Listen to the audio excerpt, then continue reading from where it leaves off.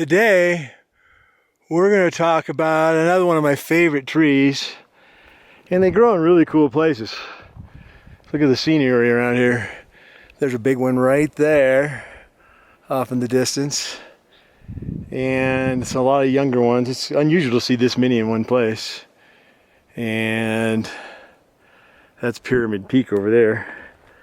So they grow in high elevations, kind of harsh places.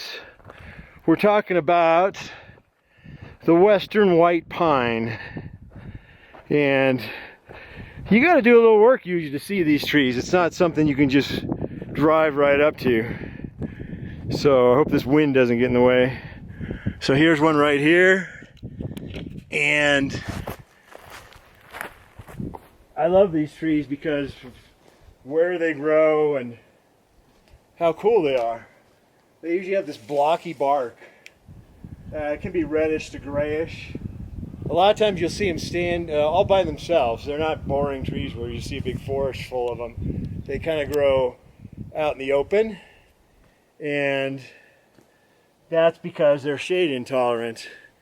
So I'm starting to see some Clark's nutcrackers flying around here, and that's a good indicator we're up high. Those guys like the white bark pines that are up higher. This is a western white pine. The white bark pines grow, they're the highest growing trees in the Sierra. So there's some up on this ridge at about 9,000 feet. We're about 8,700 feet right now. So these come 5 needles to a bundle. That's one way to ID them. And the other way is they have these long skinny cones. And a lot of people call them, they're everywhere on the ground, call them baby sugar pines because they have these long cones. Sugar pines, of course, have much larger, longer cones. So these trees grow at high elevations, around 7,500 feet to 10,000 feet. We're on a south-facing slope at about 8,700 feet right now. And there's some pretty large trees around here, kind of open granite. That's what they like.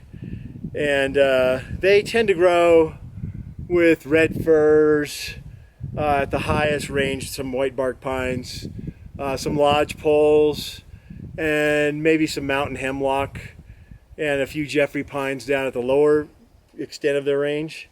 So they kind of grow. A lot of times you'll only see one solitary tree. You won't see a lot of them, but they're easy to ID from this cool blocky bark when they get older. And just a really cool tree. They're also called mountain pine. John Muir was especially fond of them and used to make up stories about how they were thousands of years old. Actually, these trees grow, the oldest trees are maybe 600 years old, and the older trees are in the range of 500 years. So they're not really long-lived trees. They grow relatively fast, so they decay relatively fast. And they grow in snowy, harsh places too. So a lot of times they'll get hit by lightning and things like that because they're in exposed areas. But when they get older, they get a little gnarled. But that's when they take on this blocky bark. So this tree's probably a couple hundred years old, maybe, which is an old tree. It's maybe 200-300 years old. There is a mountain blister that attacks these trees up here, but other than that, they don't really have a lot of enemies. That's their growing strategy. The seeds don't sprout in shaded areas, so they grow in sunny areas where there's not a lot of other competition. It's cold. It's covered by snow a lot. The other trees can't move in on them. So yeah. So here's that cool blocky bark. Unlike a red fir that's more ridgy. So it's just kind of reddish, grayish.